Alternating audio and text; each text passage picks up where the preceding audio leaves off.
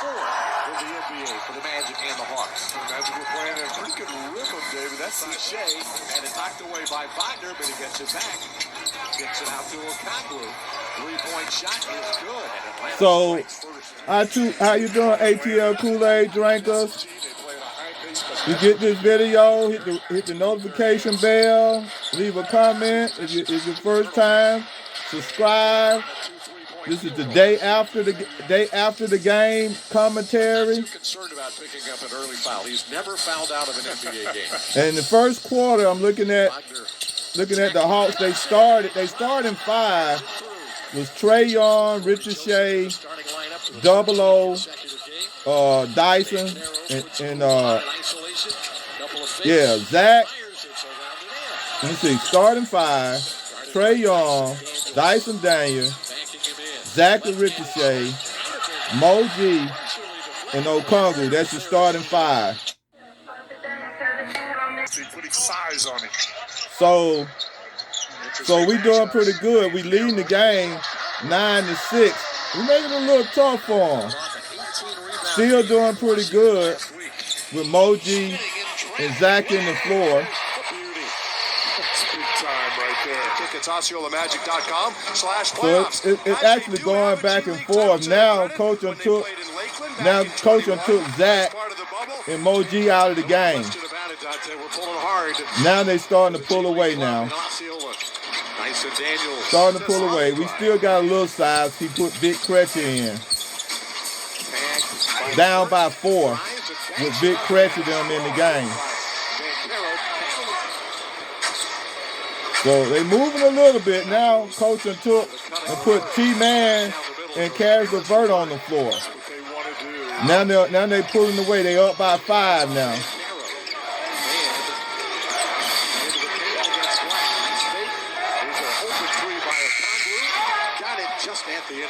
Now he got his 3 bars on the floor. T-Man, Caris LeVert. Now he brought Moji back in the game when they went up by 5. Actually, they went up. Now, okay. So he put Moji back in the game, and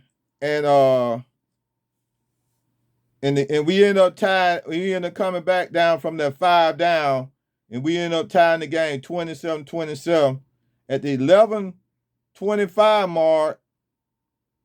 While Moji in the game, we up by 1. We came back and took the lead by 1 in the second quarter.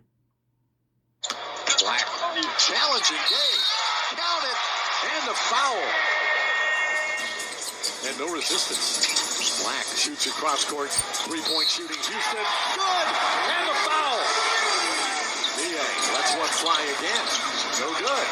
Rebound Atlanta. Second chance again. Young driving on Harris. Fires it in and a foul on Harris. Tough. Wagner shot clock at 2. Jumper no good. Isaac fights, gets the rebound. Goes up strong and puts it in. That's a big time. That's a big man. Arrow back in for the Magic. They went bigger. Takes it strong to the rim. They went bigger. Having a tough time getting the defensive rebound. Man with it. And that's Young twisting through and scoring, and a foul on the Magic. And Caro with the shot clock down to 7. Glanced up at the clock. Okongwu guards him. Jumper, 2-point attempt. It's good. 1-point lead for the Magic with the ball. Wagner, beautiful crossover. Bounce pass to Carter. Throws it down with 2 hands. I don't think that's just worth the bell. I think that's a great job to our camera crew.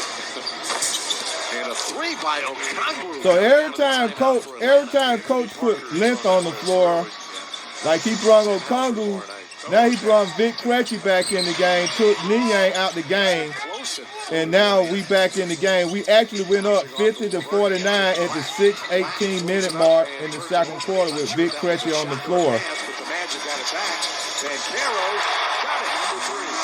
Harris, 3 hands, got it right back, tearing it up. With Barlow and Vic Krejci on the floor, we still in the game, 53-53. Barlow got slammed on, Coach got mad, took Barlow out the game on that slam. Then he come back and put Niang in the game, and Vert and T-Man in the game with Trey Young, and now they walking away. Gets rid of it to Joseph. Deflection and a steal. They walking away. 64-55. Now they put Moji back in the game. We down by 9. Trey missed the shot. Like a little air ball. From flats to loud. Okongwu finds Young. Back to Okongwu. Driving, push shot, good again. What a night for Onyeka Okongwu. Now we back within 5 with Moji and with the starting 5 basically. Starting 5 that Coach started out with. Atlanta got the ball out of the This in the third quarter though. Banchero driving floater, it's a beauty. Just a 6-point game. Banchero in traffic, 3 defenders there. Good block. Knocked it away and took it away. Zach pulls up for a 3. Bam. First point 70 to 75. 3 games prior to this one, 11 of 14 on threes. And he's got that touch again tonight. Still, Zach, the starting 5 is still out there. Still in the game, just down by 6. Crossover and turn it over. Roger, met by Okongwu. Pull up shot, got it. Guarded by. That's okay. We still down by 8. Still in the game. Throws it in there deep to Carter. Oh, now Coach made the transfer over. Magic go to Banchero. Draws a double. Black. Houston. Oh, Niang back in the game. Bam. Good. 87-75. So see, that's what I'm looking at. I'm looking at the rotation now. Now he got Niang, T-Man and Levert in the game with Trey Young and Double O, and now they down by 10. Instead of being closer. Got it for 2. You don't see that on the screen there, but that's been a key factor for the Atlanta. Now they pulling away now. Now they slowly pulling away now. 95 to 86. Jump shot short, rebounded by Black. Black wanting to run, 3-on-3, bounce pass to Wagner, lays it up and in. A lot of contact, but very well seen. But see, he put every time he put Moji back in the game, they get it back down to 9. Oh man, he took Moji out. Got slammed on. Back up to 11 now, man. That's crazy. Now he put Zach back in the game. Now watch this. Now we got it back down to 9 again with Zach in the game. Baseline, nothing there. And extra pass, Ricochet a 3. It's good. Zach hit the 3. 5 minutes gone in the fourth quarter. Still down by 9. Well, 8 now. Floats it over the top of Banchero. 95, back down to 6 now. Now we got it back down to 6. Now Coach takes Zach out the game. So Coach takes Zach back out the game once we got it down to 6. And put Levert and T-Man back in the game, and now we back losing again. Naz up to 9. Players at University of Washington said 99 to 110. He is doing it. Banchero, Carter dunks. Now they're really walking away in the fourth quarter, 3 minutes left. There is Levert. Started by Carter, who's had a huge game. Levert off the glass with the left hand, no good. Tapped up, around and in it goes. Back out, KCP, now Banchero. 101 down by 11. Man, Banchero tried to slam on Dyson, man. The ball came loose. That would have been ugly, bro. Big win in game number 79 for the Orlando Magic. 119 to 112. We tried, man. Coach just wouldn't keep the players in that were going to get us in the game. Yeah, we knew it was a big game coming in. 1-on-1. Guess who guarded him 1-on-1? Double O. Double O guarded this man 1-on-1. Yeah, we knew it was going to be a.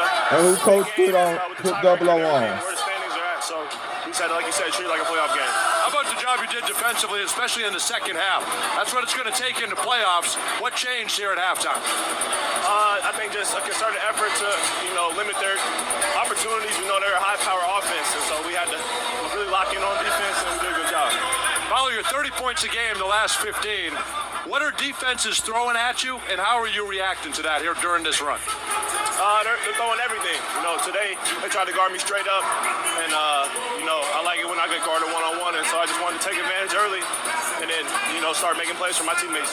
We like when you get guarded one-on-one also. You and Franz together 11 straight with 20 points. How are you guys clicking right now going into the playoff? That's my guy. We feed off each other's success, and we just always challenge each other to be great. All right, Mom will be proud of you. You got 10 rebounds tonight, right? So tell us about that conversation. She really wanted you to be more on the glass? Yeah, definitely. I had her and my grandfather sitting courtside, so I had to put on a show for them. Always good having them, get to see me play in person. You certainly did. All right, last thing, Mike Miller's here. His Gators won a national championship, right? Has that been hard on you with him? No, he's a proud Florida alum. They got bragging rights. They won it all. So I can't say much to him. I'm sure he's feeling great. All right, congrats on this one. Come back tomorrow. Okay, guys, look, hey, that was a game. See, that's what frustrates me, man, that when you look at a game and you see that it's certain thing that could have been done that could have gave us a chance to win that game. We really, every time we made a run, Coach made a change to put Niang and his favorite guys on the floor at the same time, and every time he did that, they stretched the lead by 5 points.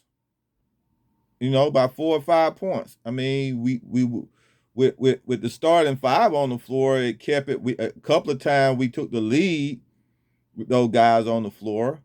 Several times, well, a couple of times. I do remember seeing a couple of times, and also. The game was always within 6 to 9 points, 10 at the most, not 11, 12, 13, 14. So every time the starting 5 was in the game, Emoji was on the floor, Vic Krejci was on the floor, or Barlow was on the floor, or Zach was on the floor. When we had the length on the floor, the game seemed like it was a little bit closer. Seemed like the game we get it down to 6 points several times. That means with 3-point shooting, that's only 2 possessions, and then every time we do that, Coach put the T-Man and Niang and LeVert on the floor together. I ain't saying they shouldn't play; they just shouldn't be on the floor together. That's my opinion. You should mix them in with the other guys, but let's go with a few stats, and we're gonna look at where we're going right now. So as for the Atlanta Hawks, the game 112 to 119 on a 7-point loss, and so we want to do we just want to let's look at some stats right here. And Emoji played on it, and this my stats is always concerned about the minutes, okay? And when I mean about the minutes, I want people to understand what I'm saying about coach rotation. Moji is the tallest guy on the floor. He is 6'11", and he only had 18 minutes. And we played against a tall team where they average across their team is 6'10". I think KP probably about one of the shortest guys on the floor, KP. But I think across the board, 6'10" is their height. Now, we have guys, they say we not big enough, but we do have guys tall enough. I think Coach, every time they was on the floor, it was a lot better game. Moji, 6'11". Zach is 6'10", right on the edge of 6'11". And then we had Vic Krejci, he's 6'10". Barlow, he's like 6'9", 6'10".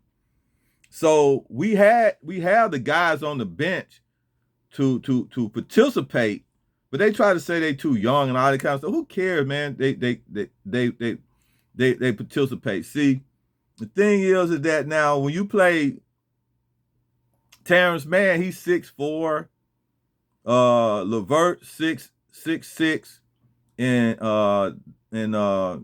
Niang is 6'6", trying to stretch to be 6'7", and they would just belittle, and just became a small team, and it became really, really hard for them to do what they need to do. But Okongwu had a good game as for scoring, but as for defense, the person who he had, Bankera was talking about, he liked for them to guard one-on-one. He did not stop Bankera at all. He did not slow him down. He had 33 and 10. And Okongwu he did good. They just winged each other out. Okongwu played 40 minutes.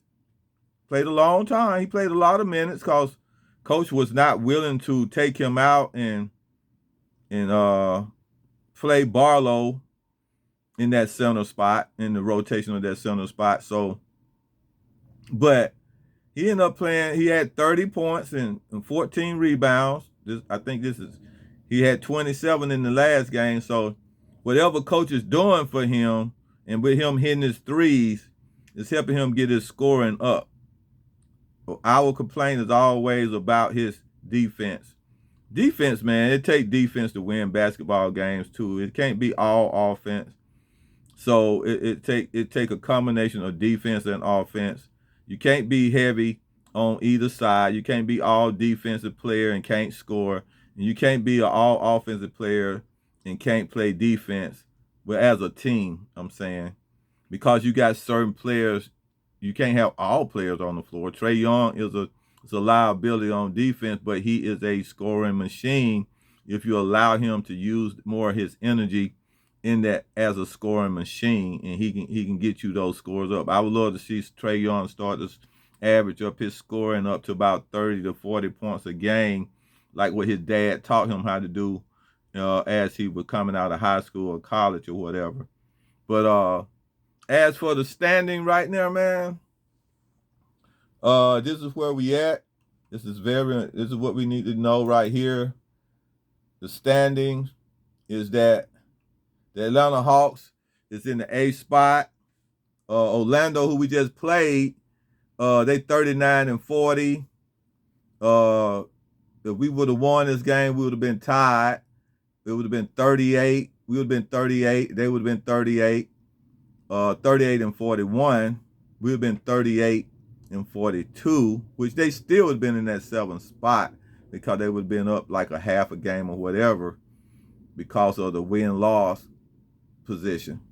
Now, as for the Bulls, they 36 and 43. The Heat 36 and 43. So they really gonna be battling over that 9th spot to see which one of them gonna get the home court on that.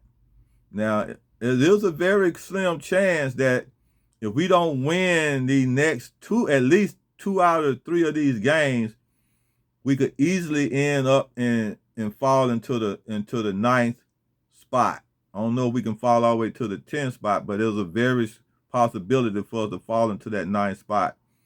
And that's where we were last year, and then we got eliminated, and we didn't get into the playoffs. But hey, we ended up getting #1 draft pick and ended up with Ricochet, which I hope he turned into a #1 pick eventually, man, because I like him, but he's not consistent. He haven't put that little excitement gunk in me to watch him play, and everything. Right? And only a few times. But it'll be very important that that we try to win the next 2 games. And our next 2 games is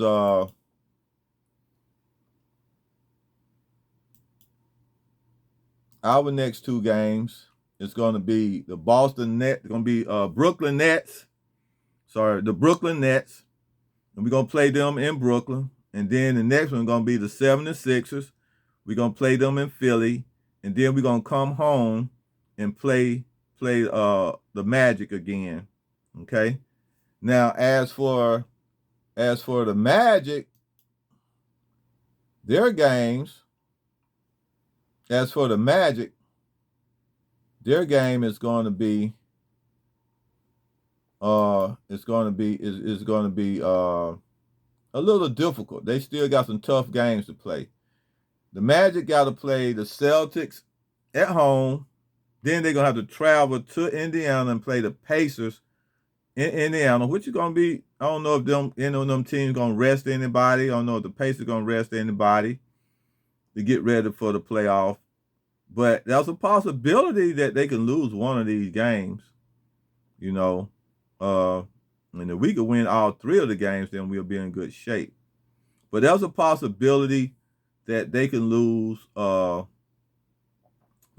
of these games and then see how it goes. And then if we can win two and win all three, we might be in a tiebreaker position. And I'm not sure who. I haven't really checked out to see who gonna win that tiebreaker. But I think we beat them twice, and they beat us twice. I think so. I remember two games they beat us.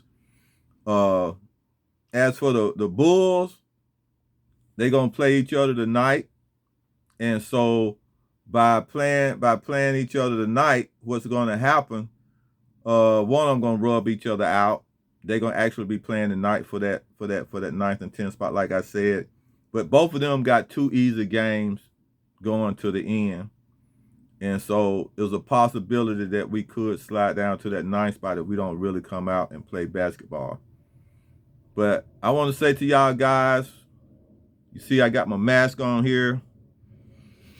Man, I ain't feeling good about this year right now. I'm not liking the way Quinn is coaching this team. I'm not liking it. I'm not really feeling the new guys. I was excited about them when I first saw their highlights and stuff, but they let you know you cannot just always go off of highlights on players, because right now they're doing terrible. Tonight with T-Man going 0 for 5 and 0 for 4, that was not good. You know, this is just not good right here. This is really not good. You know, I mean, we got these three guys right here. And see, it was sad. Barlow actually only got 1 minute in playing time, man. But and then you ain't got 20 minutes. This dude shot from the 3-point line. I think he hit like only 2 3-pointers the whole game. He only scored 9 points. Terrence Mann, he was Terrence Mann himself. He didn't score nothing. He was actually 0 for 5 from the floor and 0 for 4 from the 3-point line. And then Caris LeVert, he played 30 minutes. He actually had a bad stat too. He only scored 13 points. Now all these guys right here together only scored 22 points. They didn't even outscore Double O or outscore Trae Young together. So I don't understand why coaches is loving to play these guys. But that's what it is, man. The Hawks is like a box of chocolate. We don't know what we're gonna get. We don't know what kind of coach gonna rotate. But my belief, if coach was to play Vic Krejci, play Moji, Zach, and Barlow in the last 3 games and going into the playoffs, and make them his and work in and play those guys and work them in, and let Terrence Mann probably come out. I would rather Terrence Mann come out the bench and be like a little backup point guard for Trae instead of Dyson Daniel doing that. I think it would be a whole lot better, because that'll give Dyson Daniel a chance to go out on his rest time and get his rest time correctly instead of trying to come out and look and try to play point guard, because he came out and got into a little spot and got picked a couple of times. I ain't saying that. But you got to understand, this is the deal, though. I think Trae Young had about like 3 to 4 turnovers, but overall we had 19 turnovers. So we had a lot of turnovers. So we have to we have to look at everything across the board when it comes to the stats and everything. So it take teams and camaraderie to win championships. It take chemistry to win. And coaches is trying to I know what he's trying to do. He's trying to get chemistry with the 3 new guys and see if they can get chemistry with one another, because now LeVert and Niang came from the Cavaliers, but T-Man didn't. So I don't know what kind of chemistry that LeVert and Niang supposed to have together, but they ain't showing any. And it's sad, man, that we have to be in this position again, and with a chance that we might not even make the playoffs and end up, in that 7th seed or whatever, in that ninth spot in the play-in and get eliminated. So now I got to say this: I thought Coach Quinn came in at mid-season the year he took us to that first playoff out of the play-in in that 7th spot playing against the Miami Heat. So that's the only time. Other than that, his record has not been good. And since he's been here, he have not had a winning record or anything like that. So I just think that it got to be some changes in off season, and we're gonna talk about that a little more on the next video. And I want to say, if you see this video, please hit that thumbs up. Okay, hit that thumbs up. That gets you to ring that and then hit subscribe and ring that notification bell. So when I do a video, you get a notification. And also leave a comment about what I talked about. Okay? So let's go Hawks. Let's go Hawks. Like I say, even though I call myself the Kool-Aid drinker, if you're looking for the Hawks to try to make the championship or go further than what they're going to do into the playoff, don't drink the Kool-Aid on that. But as before, I hope the Hawks do a little bit better. But my thing is, I'm looking forward to getting out this season, going into next year and see what changes that happens. And then we're going to go for there. But I'm still pulling for them to do as best they can. It's on Coach Quinn. It's on Coach Quinn. And all I want to say, ring that notification bell, subscribe, leave a comment. Ring the notification bell, hit the little thumb up thing to give me that thumbs up. Ring the notification bell, hit subscribe, leave a comment, and say, Go Hawks. I will see you the next day.